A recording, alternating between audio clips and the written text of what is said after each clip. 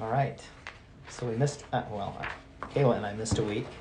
I know you guys talked about the Federalist Papers last week a little bit. So who wants to fill me in on what we missed last week? Besides Noah.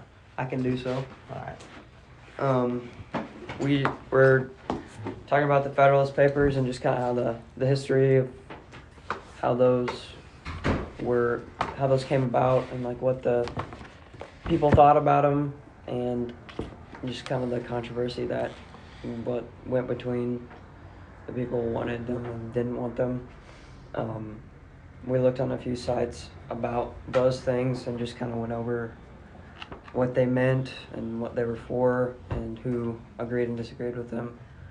And it's always interesting to see how people decide things, and especially with this, of how they're making a new way to decide things, and that's part of what the Federalist Papers were for. But yeah, it was a pretty good thing to learn, especially kind of backing up some stuff that we're learning here. So. Good. Any other thoughts? Well, they were created to persuade a crowd, I think mainly in New York, of a new set of laws or essential government, I think, at first. Yeah, they were laying the groundwork for what would become the Constitution. Yeah. How about you? You got any thoughts? I mean, pretty much what they said. They said it. They said it all. Yeah. Just wait to go third. That way Yep. you can say, well, they said everything. So you guys talked about a little bit about people who were for them and against them. So who tended to be against the Federalist Papers? What was the opposition like, or what were their arguments?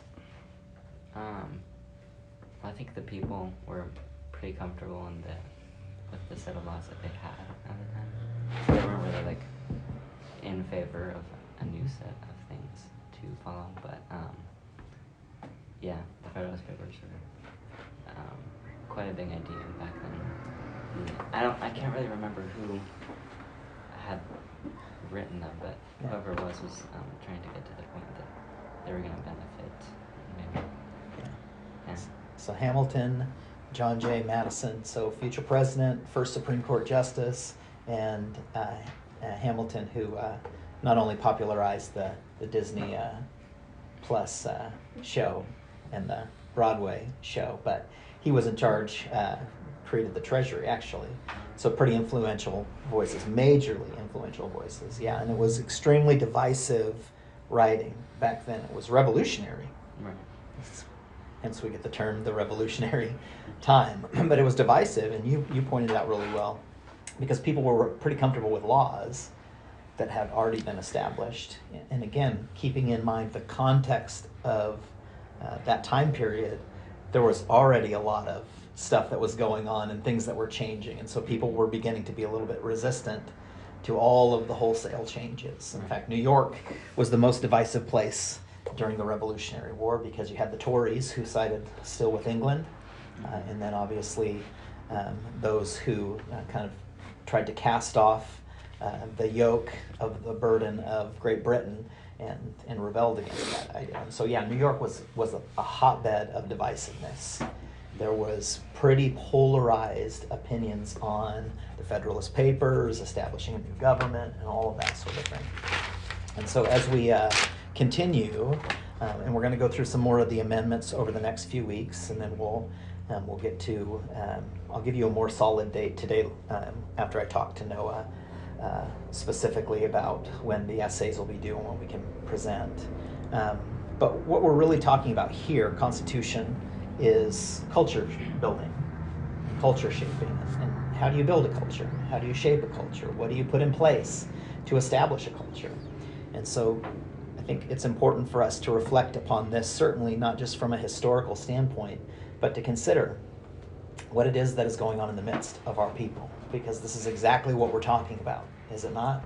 Mm-hmm. It's the family of God, the establishment of the foundations, and the building of God's house, and things like this. Now, again, these are fallible people who are coming up not from a source like God's Word and God's Spirit, but they're doing their best to create something. And so this is a if we're going to use the analogy, right, to kind of put hand in hand the building of God's house along with the building of the country, we need to understand that obviously the building of the country and the laws and the rules here will fall short because they're pretty heavily at times influenced by man's opinion. And ultimately the building of God's house should be established by what? The true word of God. Right, and so though we want to make some parallels here because I think it's important for us to discuss practically what are we learning here, because the goal again of this course is not so that you can regurgitate some American history and tell your parents things that you've learned. It really is kind of a challenge to you in your generation, in this group. How is culture shaped?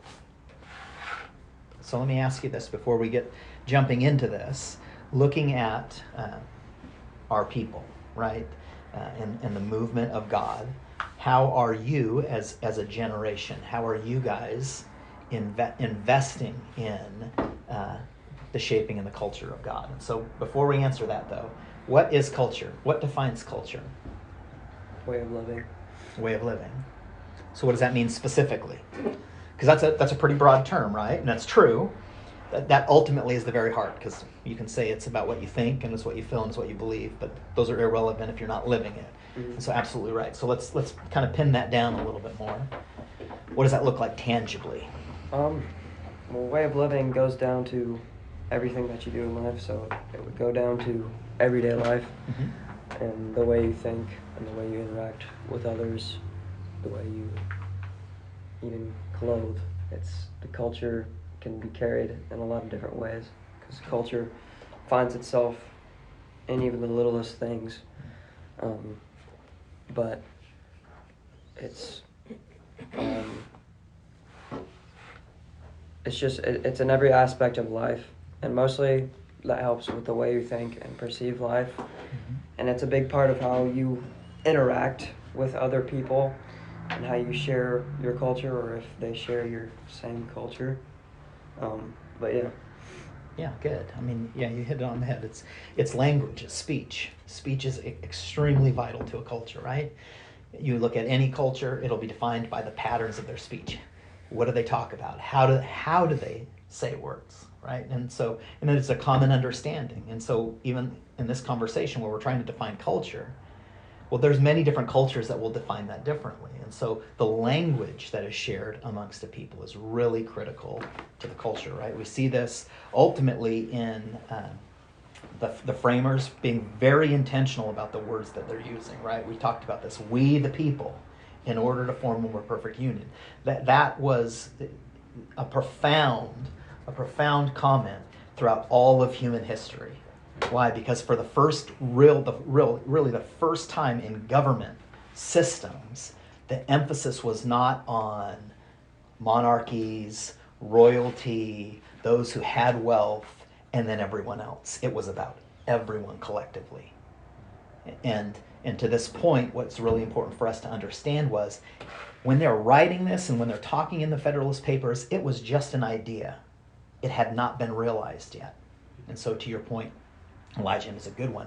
The living it out is really, really critical, right? But we have to start with a foundational understanding. And so whenever you're building a culture, you want to make sure that people have the same beliefs, that they're using the same language.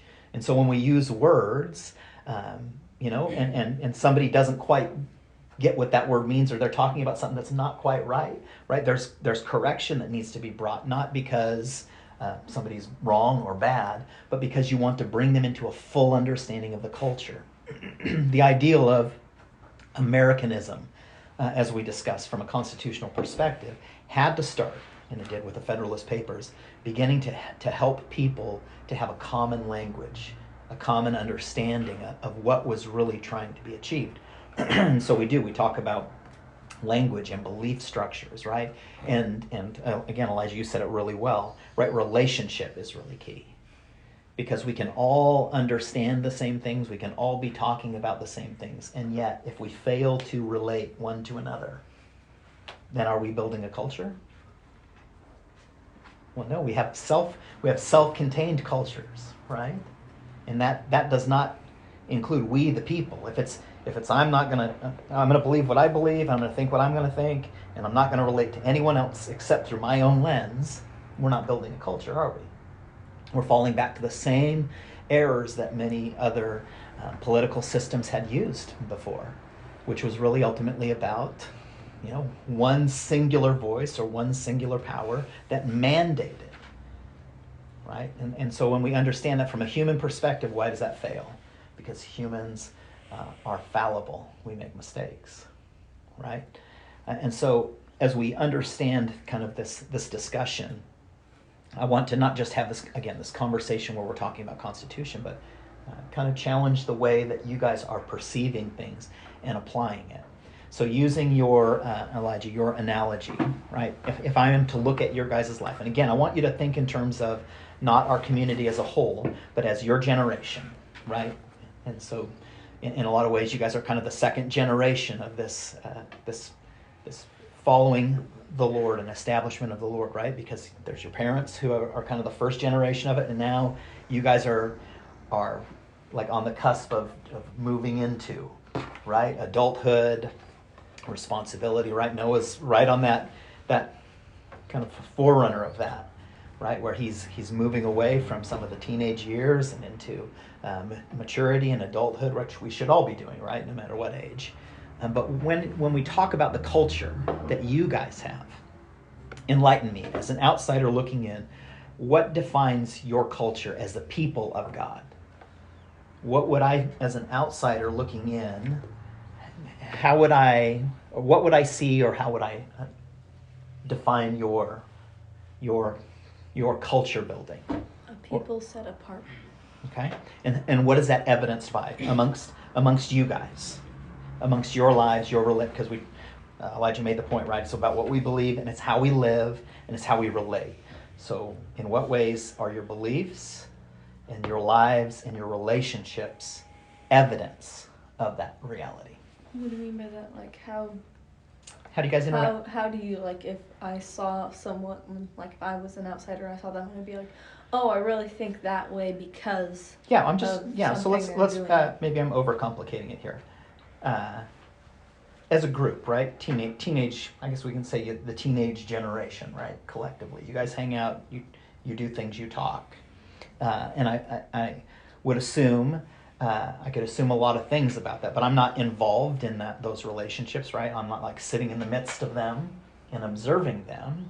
I'm asking for you guys to self-evaluate, okay? Because I know that you probably talk about your interests and things like that. That's true of any culture, right? Like I could define certain things about you based on the things that I relate to or things that you've talked about. But when it comes to being a people of God, right, what we're doing, and you said it, Kayla, being set apart, how is that evidenced in your guys' relationships? Because again, Elijah made the point that culture building is about relationship. We're talking about culture building amongst our people, and so my assumption, and again, I don't know, I'm not there, my assumption would be that as a people of God, even at a different age, there's some things that are going on amongst you guys that kind of goes beyond the natural, right? Like, I got a new car, or this is what's going on here, I've got these friends. Spiritually, for a second, kind of walk me through what are you guys defined by in your group? Do you guys have conversations? Are you engaged in conversations about what you're hearing or what you're learning outside of with your parents or whatever, as a culture, as a generation? So I guess I'm kind of looking for some insight there, because I think it's important as we're talking about this stuff to not miss the opportunity to make it applicable. Because otherwise, what's the point of studying history? If it's just a study in history where we say we got a few, I know what the First Amendment is now. Well, to me, I would say I think we failed in our opportunity to really learn about culture building. Because again, in the natural, obviously building of God's house is the most singularly important culture ever. But I do believe that the framing of the Constitution gives us insight into how to relate to one another. How do we engage with one another? And so I'm asking, as an old guy, barely outside of his teenage years, how are you guys engaging as a culture? Are you engaging as a culture? In a lot of ways, for myself personally, I feel like I could be doing a lot more. Especially as of recently, as I have been reflecting, I feel, and I'm trying to establish some more of those things as being a culture builder, rather than just someone who's observing, because I'm trying to, and I want to learn how to be someone who really, or in our way of living, as the people who really follows and knows what I'm living for and what I'm about. And even with like Benji, yeah, we'll talk about worldly things and things in our lives, simple surface level things, and then Sure. you know, I'll ask Benji sometimes like if anything recently in the Lord has been new, or like sometimes I ask him, like, you know, I've asked you, why do you think we're here, like what we're doing, and then I try to give my best, and if you ask, I try to give my best explanation of like why we're here and what we're doing and what we're living for and who we are to be, which I don't know exactly who I'm supposed to be quite yet, and I'm not sure if Benji does either. But yeah, I do try, and I think that's different, because I think different than what a lot of people do in modern culture. A lot of people just stay pretty surface level with, especially their friendships. Yeah. And I feel like that's a difference in representation of a different culture. But yeah. Okay. Good. I think also like in relationships, the way to have like a better relationship, as noted, there is two different ways of relationships: to have a worldly friendship and a godly friendship. And I mean, it's not bad to talk about, oh, look at the new style that came out on Instagram or whatever, but it's also not amazing to always talk about that. But the thing is, if you have like how we're kind of in the middle, how we have like the older generation and then the younger kids and stuff like that.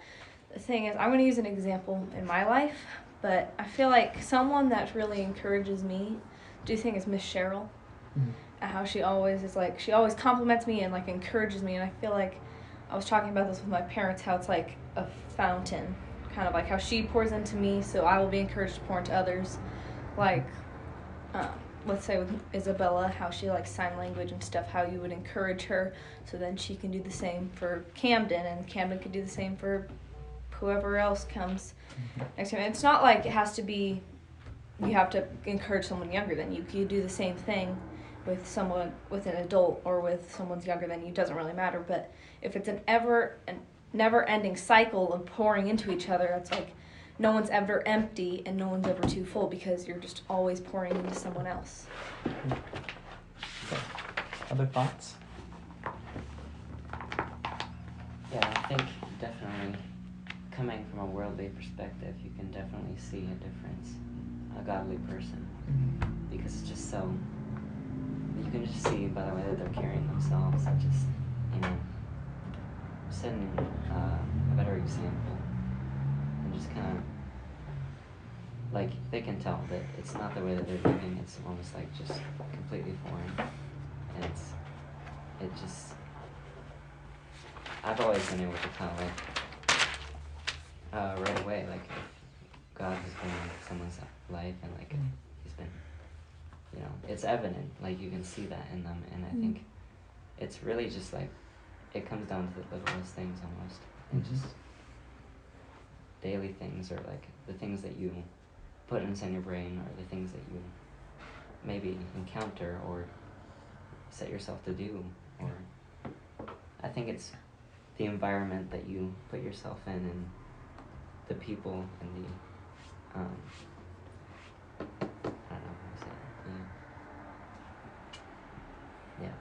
it, the influences that are that you're letting come into brain, and you know, definitely I think it's something that is not really rare, but is harder to find these days in people, is someone who truly understands the way, a way that God has set for his people to live. And yeah, it's just far deeper than just living every day, just thinking it's going to be another day. Yeah. Good. Esther, you have some thoughts? Yeah, I mean, I agree with what everyone else said. It's all about. Well, I go last every time, so I don't know what else to say. You're all right. But yeah, it's all about the culture and the way you live. Mm-hmm. And like Kayla was saying, it's important for us because we're an example for the younger generation. So I personally think I could have better conversations sometimes and talk about deeper things, but that's something I'm trying to practice. Mm-hmm. Mm-hmm. It's a difficulty, isn't it? Mm-hmm. Because what we're talking about here, it's easy to self-reflect and see where we're not doing well or we could be doing better, and it would be really easy to get into this cycle of being overly critical with ourselves where we're never really kind of measure up. And what can come out of that as we talk about culture is kind of forcing ourselves to do things instead of doing things with a good, clean conscience, with a free heart to be obedient to the Lord. And now it becomes a workspace. Well, I've got to do this, and then we begin to force it, which doesn't really build culture, does it? Right? If it's forced, it's not really a cultural thing, right? Culture is lived, and we can't live unless we truly have a conviction or belief. And so, Benji, you talked about this here. You said influence. I like to use it in this terminology. There is a gravity to the relationships of a culture, right? And when we think about that, we think about what does the earth revolve around? The sun. There's a gravitational pull that keeps the earth in orbit, right? The earth doesn't have to force itself to get up in the morning and do certain things. There's a weight or a pull that's there. Well, the same should be true of any healthy culture, right? Particularly, easy analogy here is a spiritual culture, right? That revolves around what? The Son of God, God the Father, God the Son, God the Spirit, and there's a gravitational pull that keeps us, right, moving. It keeps us alive. All of those really healthy things. And so when we talk about a culture, when we're talking about the Constitution here, really the weight or the gravity of their words were trying to do what? Draw people in to a way of living that was constant and consistent, that didn't have to overthink and try to manage yourself, right? There's a difference between working our way into a culture and the culture taking shape naturally. And the way that is learned or the way that is practiced, and it gets back again to Elijah's point, which you rightly said, it comes back to what we believe. And so I guess, again, the question that may be asked to you is, when it comes to your generation and your gatherings together, what do you believe to be, good morning, Morning. what do you believe to be true about the culture that you live in? The culture among your peers. How are you shaping that culture? How are you learning that culture? How are you practicing that culture? And again, there's no easy answers, because the honest answer there is that for every generation there are struggles. There is difficulty. There is, people coming from different perspectives, different walks of life, different understandings. And this is why when we started on the First Amendment, we talked about the freedom of what? Speech, language. When the Bible talks about Jesus in John, what does John say that Jesus is? In the beginning was the Word, and the Word was God. He's talking about Jesus here. So language is really important. But language is not just the words we say, right? So if I were to say something harsh to Noah, he wouldn't be caught up on the words that I used, but that language would represent what? Relationship. Right? So language is not just the words we speak, but language, from a cultural standpoint, is the impact, the gravity, the weight that is exchanged one to another. And so as we're studying this again, and I want you to really reflect on this in your personal lives, in the way that we're engaging the community and the culture. It is how are we relating, speaking, interacting, living with one another. These are good things to be meditating upon. Because if we are just a group of people who share a common real estate, we have some common things that we're doing together, and we have some connections, but there's not a furtherance of relationship, then are we building culture? No.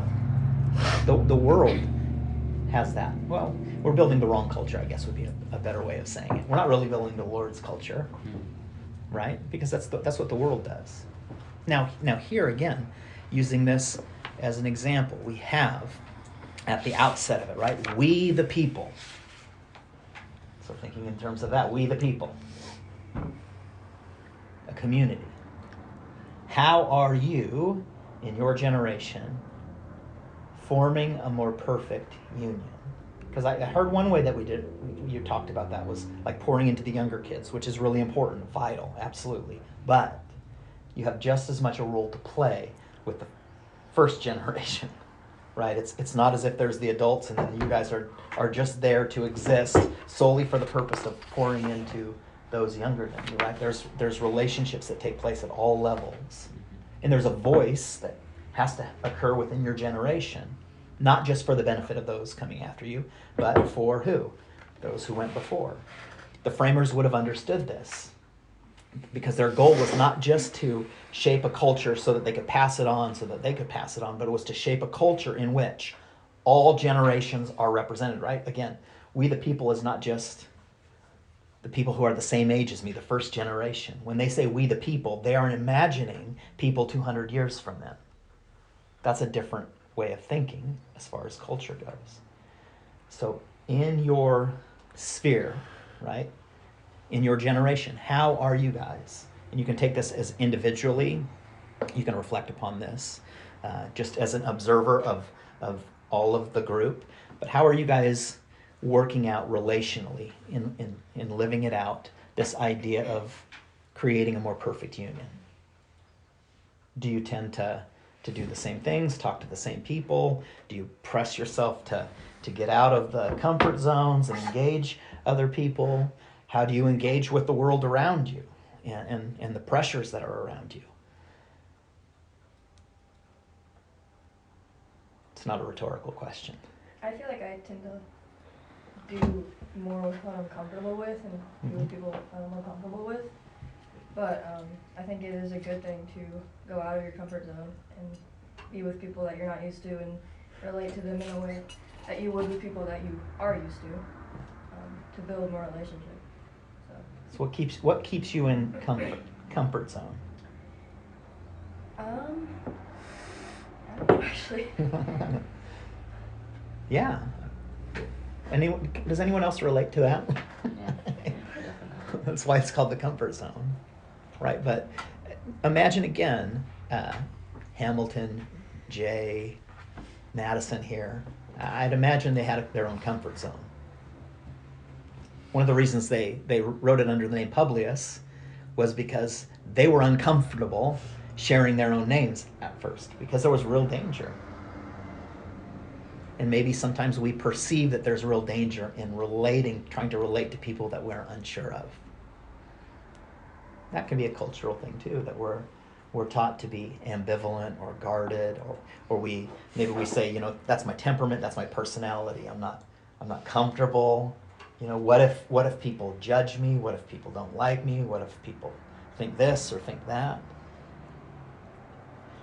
Before we move on, let's see what time it is. And I'm sorry we're taking up a good portion of time, but I think it was important as I was reflecting on it to talk about really the significance of culture here. Let's reflect a little bit on how we relate. Because if we're going to do as the framers did and really establish a culture here, it's going to require us as individuals to reach out. And I think it would be easy to assume, is it not, what other people think or feel? Isn't that the reason we hold back from relationship? Because you assume, right, that they may not like me or they They may not like what I say, and so instead of being honest with who we are and our value to the greater culture as a whole, we pull back.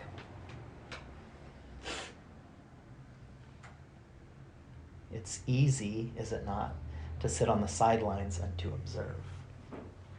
Imagine, though, culturally speaking here, that the colonists in America sat on the sidelines while Great Britain taxed them to starvation and said nothing and did nothing. It was a pretty radically different outcome, is it not? Imagine if the framers of the Constitution didn't have the foresight to include the issue of all men being created equal, understanding with their understanding meant, and their intentions were against some pretty significant opposition to make sure that slavery was abolished. That was written in to the Constitution in a way that someday when people were ready to, it would be fully realized. Again, culture building isn't always as easy as saying it and it happens. Culture building is having the foresight and the understanding and the deep conviction of what is right to project that onto reality at some point to be realized. And see, again, the great deception is that oh well, I can't do that, or that's a little bit too difficult, or what might happen. Right? We see this in the life of the Israelites who obtained the promised land long before they actually possessed it and lived in it with freedom. Right? They had to move into it, right? And slay the giants. And they failed. Why? Because they failed to understand and follow the culture of God. So the question that we have here, practically speaking, and then we'll jump into the lesson here. The question we have to ask ourselves is, culturally speaking, for your generation, culturally speaking, as the teenagers in this movement of God, are you either fully invested in it, in pursuing the Lord and pressing beyond some of those uncomfortabilities, right? That awkwardness of conversation, or are you going to be ambivalent and watch from the sidelines? And don't hear any judgment in that, because all of us, if we're honest with ourselves, there are times when we are ambivalent to engage and awkward to engage. Just really honest, that this first year of us being up here has been a really difficult transition for me in particular. Because I went from a place of leadership with everything, pastoring a church, leadership at where I worked, all of that, to now being in a position of not knowing certain things, which is a real frustration for me. I love to know things. I love to be right. I like to have understanding, and having to fumble my way through things. And there were times where I was ambivalent. And thankfully, there were people that loved me and trusted me in the leadership to give me a kick when I needed it. So again, I want to ask you, what are you doing to build the culture that the Lord has called you into? Do you believe He's called you into it?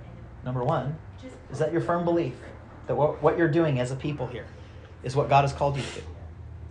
If that is, what specifically is the Lord saying to you? Because you guys are culture builders, culture shapers. There needs to be a life followed up with the pull of that reality. And it can't be for too long anyways. It can't be something you're ambivalent to engage in, because otherwise you get to be really old like me. And you will look back with regret of what could have been. And I know that sounds like a tired thing that old people say, right? Like, I wish I would have known what I know now at your age, but there's a reality in that. Trust me when I tell you that the culture of this world is lacking. It's hard to understand that, I think, when you're younger and you're engaged in some of it. But as an old dog who's learned from real life type stuff. There's an opportunity here. And I know you guys probably hear that a lot. There's an opportunity. How will you shape culture? Now, transition.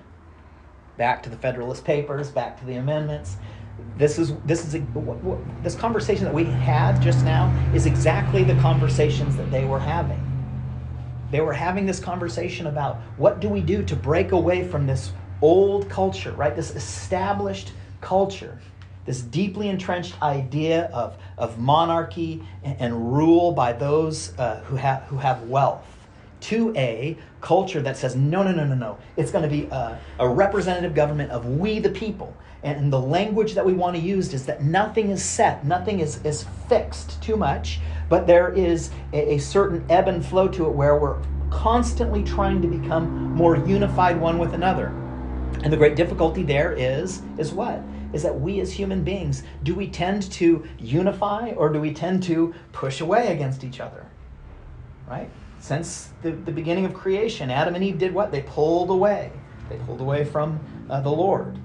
Sin entered into the world. In the human condition, there is this kind of, we talked about this a little bit, this comfort zone that we want to get ourselves into and fixed in. And yet it takes what? It takes people who are willing to push beyond what is comfortable to get at something that could be more beneficial. And so as we're talking about this, right, they begin to lay out the groundwork and the framework and the understanding of if we're going to move this form of government, of we the people, in this perfect union past some of the hindrances that we've observed in political movements of the past, then it's going to require a pretty firm foundation. And so we start with the amendments, right? We talk about Article 1, First Amendment, freedom of expression, religion, all of those things are central. We have to fundamentally believe that everyone has a voice, because everything else breaks down if we don't. If it goes back to then only a certain group of people can speak, then is it a government that is represented by we the people? No, it's a government represented by those who have the loudest voice. And what I've observed in this class is sometimes we don't have the loudest voice. We're very mild in speaking. And yet there's a confidence that we need to have, right? In the culture that's being shaped. Is it not true that there should be a confidence in the things of God for all those who participate in his household? Should there not be a confidence that emanates not just in a conviction or a belief, but into a way of living, right? Not just the things we say, but how we interact. All right, and then we talked about here in Articles 2 and 3 a little bit more about how do we preserve some of these things? Well, we have the right to bear arms, and so this would have been critical to them because they needed arms to protect themselves, not just against the warring armies like England that could come in, but there was a fear of their own government at that point in time. Imagine being so fearful that your government could switch overnight and come against you. But what was baked into here was, right, this idea of I have the ability to protect myself from all enemies, foreign, domestic.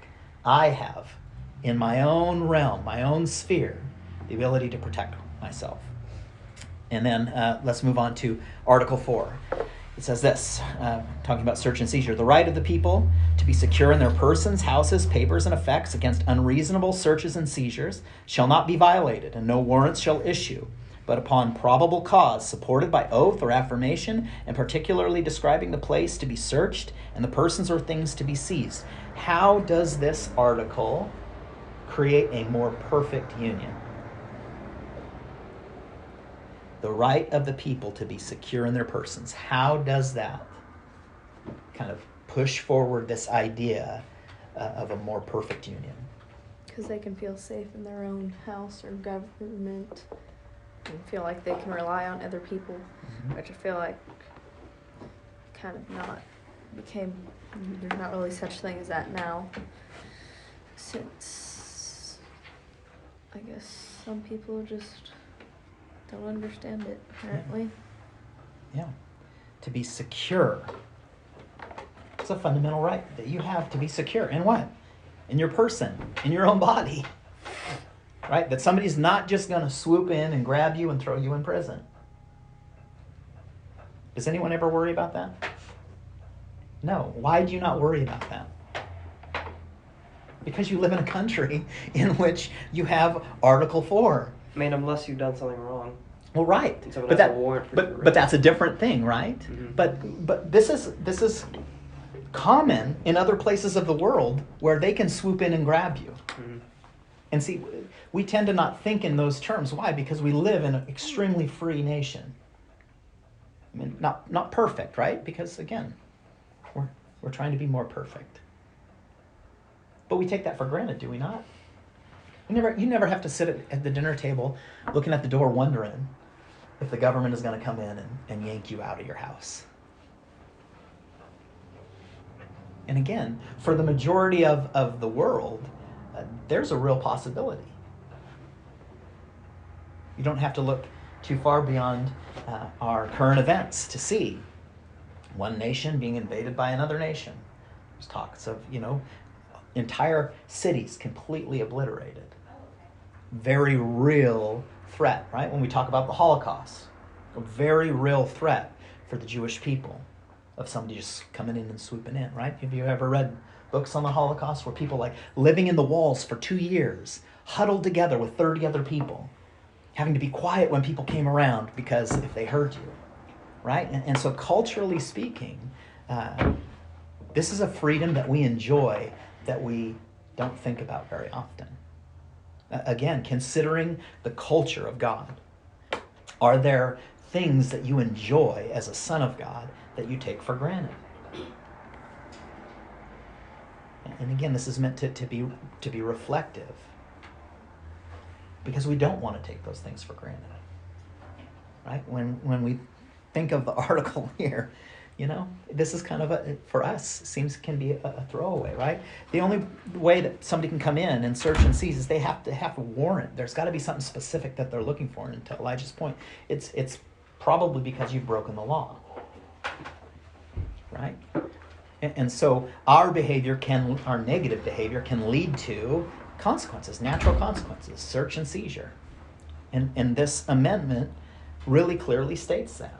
If there are certain things that you do that rise to the level of a judge appointing somebody to come in and search and seize, to take away from you something, then that's the only time it's legal. Short of that, nobody can come in. Pretty significant. But it's one of the rights that we hold that we are not mindful of. And again, think in modern society, right? Like we really push the idea of, you can't take my right to speak, or you can't take my guns. But what about the right that we have to just live? Because that's what it's talking about. Article 4, you have the right to just live your life, free from harassment.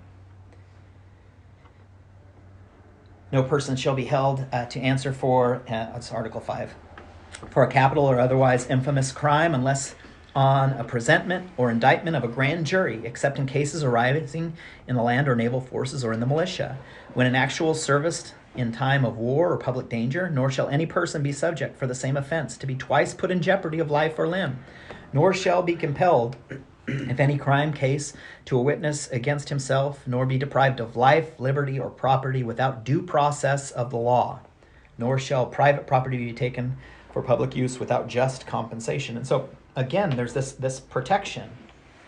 If you do something bad, it's not just one person, but a grand jury. There has to be multiple people, right? And so there's this idea, again, of it can't be one person versus another, but now we have a multitude of counsel. And so there's protections of our liberties, not at the hands of just one individual, but multiple people. It continues here to talk about ultimately life, liberty, property, right? This kind of echoes the idea of our unalienable rights, life, liberty, and the pursuit of happiness. Again, there's kind of an echo of that, and it says this, without due process of law. And this is a pretty significant thing that, again, is established in our nation that is different, right? Due process of law means that we, the people, We have recourse within the law. We have the ability within the law to argue our case. It is not just as simple as somebody saying, nope, you're wrong, we take your stuff. There's a process by which we have a voice. And again, without the First Amendment giving us the freedom to speak, the freedom to assemble, the freedom to practice our own faith, these other amendments break down, right? Because if I don't have the freedom to speak, well, you get the due process of law, but you can't say anything about it. The due process is we're going to tell you what we think you did, and then we're going to hold you accountable to it. Well, no, there is an opportunity for us as individuals, again, we the people, to argue our case and argue our point. And so there is due process. This is kind of, not too long ago, about 60 years now, I guess, where they came up with the Miranda Rights, right? So any of you have been arrested? No, just Naomi. When they read you your rights, you have the right to remain silent. How do you know that? You watched a lot of movies, right? You have the right to remain silent. Anything you say can will be and used will against be. you. Right. And so why did they say those rights? Because what happened was they understood that people were coerced in the olden times into saying things that would incriminate them. And we're actually going to get into that because ultimately this is why it means pleading the fifth, right? I can plead the fifth. I don't have to, in the course of law, tell you what I did so that you can punish me. I have the availability within the law to refrain from. Now, this seems a little counterintuitive, right? Because we want to be honest. People should be honest. But this is going far beyond just somebody being honest, taking the fifth. There's a deeper understanding here. The common practice of the day was to coerce people into confession. Didn't matter whether you really did it or not, right? So Benji is just a humble farmer, farming his farm, and I decide I don't like Benji too much, and I want his farm. And so I'm going to send my muscle in. I got Naomi over there. She's my muscle, right? And so I'm going to send her in, and she's going to torture Benji until he says, I did it. And then I'm going to send Elijah in, and he's going to arrest Benji, and he's going to throw Benji in jail, and then I get to take over his farm. Man, you guys are terrible. But no, we have this in the law now where this whole idea of coercion is taken out because I can't force Benji to now speak out against himself. And so this is not about telling lies originally. We've manipulated this in our legal system a little bit. But the original intention is for me to be able to represent myself well and to not be coerced into something that I didn't do. The hope of the law and the conviction of the law is meant to bring about positive change, right? That people who have fallen short from a legal standpoint will own their mistakes and rehabilitate. And so Article or Amendment 5 gives us the right to due process, the right to not self-incriminate, plead the fifth, right? I don't advise you doing that with your parents. Generally, you plead the fifth and we know you're guilty. So, Article 6, the rights of accused in criminal prosecutions. In all criminal prosecutions, the accused shall enjoy the right to a speedy and public trial. Why is that? Why is this here, what we just said? Guilty. Speedy and public. Why is that important? How does that lead to a more perfect union? I don't understand what that means. Okay, so somebody is accused of doing something. So we'll say Esther this time. She did something wrong. She's accused of committing this crime. Why is it a more perfect union to have her ability to have a trial quickly and for it to be public? How does that lead to more unity? Do you mean like public, as in like when you go to Out in the court? open. Yep, out in When the you go others to the court, how people can just come in. Yep. So others can people witness can it. get an idea Uh-huh. of either what to think or do in a situation like that, or maybe just to learn from it. Mm-hmm. Yeah. So there's the opportunity there for other people to observe and to learn, either to learn what not to do, right? If you have older siblings, that's what older siblings are for, right? To learn, oh, they did that the wrong way, or they did that the right way, and so I'm observant. So yeah, that's one of the reasons why we have a public trial, is to observe behavior. But it's also to a great benefit to the individual who's being accused, because a public trial brings what? Accountability. Now it means that the person who's making the accusation can't just, quietly sneak away. Where have we seen a public trial that somebody who was in charge said, well, I don't want to do that. I'm just going to wash my hands of the whole thing. Right? What a cowardly act. See, a public trial is meant to hold people accountable for the decisions they make. It puts things on record. It gives an account, right? We know that we're talking about Pontius Pilate there, right? Mm-hmm. Pontius Pilate is not a very noble figure in history, trying to take the easy way out. Well, I don't want to do it, but opportunity to shape culture, and didn't. Now, that was the Lord's will and the Lord's plan, and the Lord ordained that to happen, and you can't fight against that, but there was an opportunity there that is missed. Again, we have opportunities as we apply the principles of learning and understanding. It's important that we have speedy and public trials, because even though people are accused, just because you're accused does not make you guilty, right? In the American system of government, you are considered to be innocent until proven guilty. Why is that significant? You can't just send someone to jail for something they didn't do if you don't have any proof. Right, proof is important. Again, this goes against a lot of other cultures. A lot of other cultures, you're guilty, and you have to prove your innocence. What's assumed here is that you're innocent. Now think of this relationally. Again, getting back to the building of culture. If in relationship with one another, I always think that Kayla is out to get me. I think everything that Kayla does, she did that on purpose. If in my heart is kind of a judgment against that individual, without fully understanding them, because you cannot fully understand another person. You can have a pretty good idea, but you can't always fully understand. But what if my assumption was always that Kayla was out to get me, or Kayla was out to hurt me, or Kayla was this, or Kayla... What if my thinking was always a judgment of what she was doing wrong? How would that impact and affect our relationship? If she was always guilty until she proves to me that she's innocent. Now imagine that in the context of your relationships.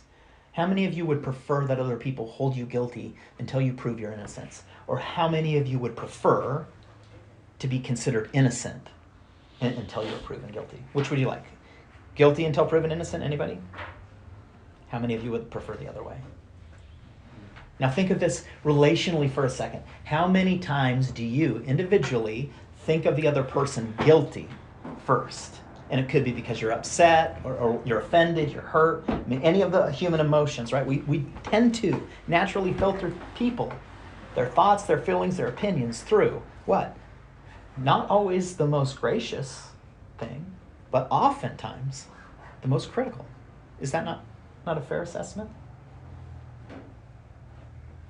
That kind of mentality kills positive culture. Now think about this. This is so profound, this article here. We're talking about people who are accused. And generally speaking, these people are actually guilty.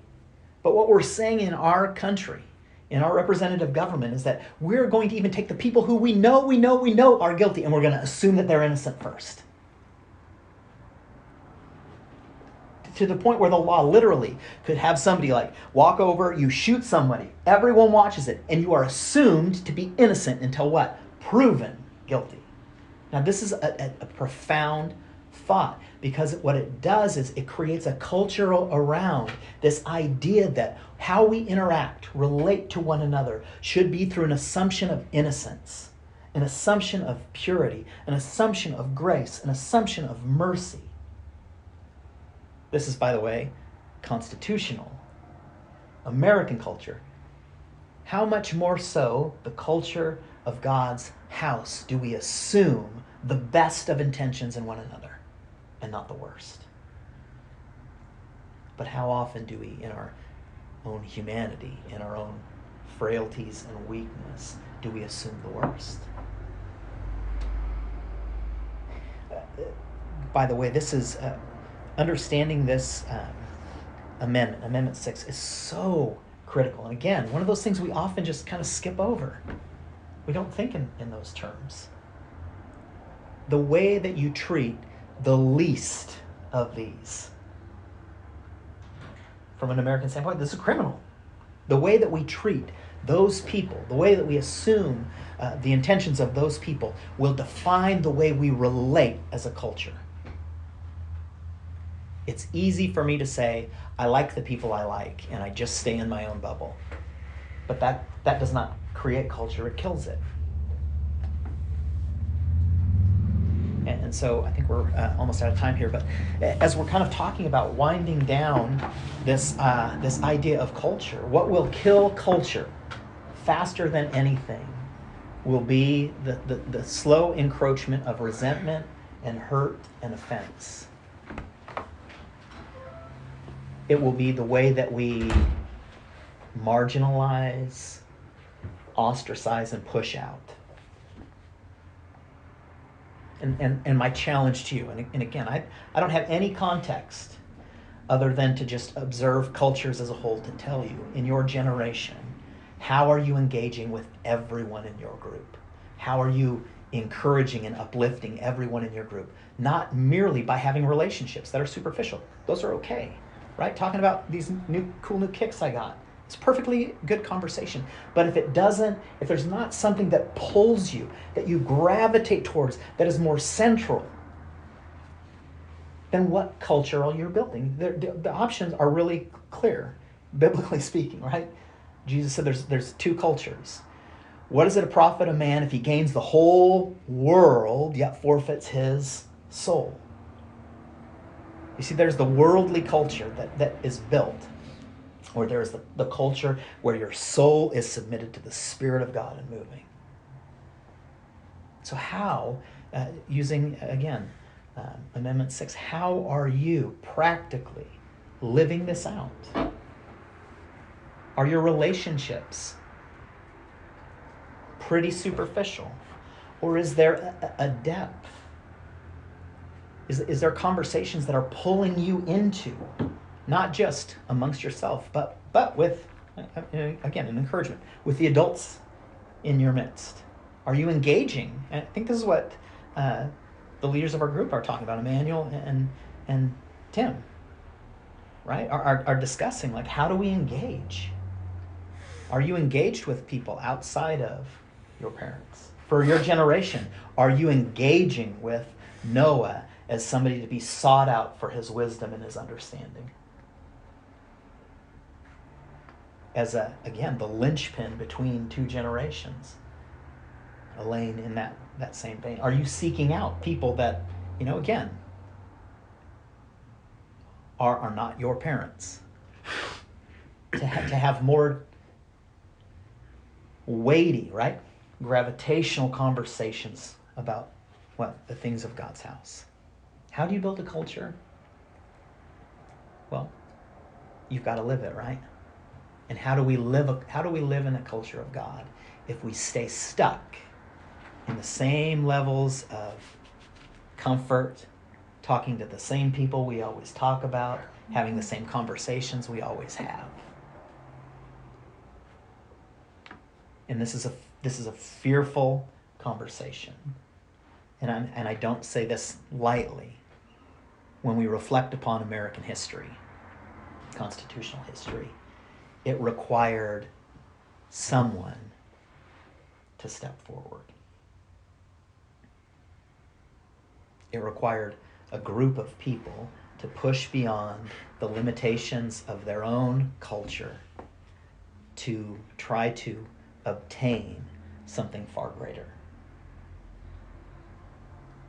And as we discussed today, you all, myself included, enjoy the freedoms of the Constitution, even taking them for granted. Because culturally, you've had hundreds of years of people who have literally fought and died to uphold that way of life.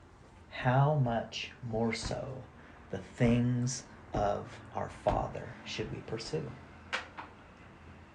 And hear me.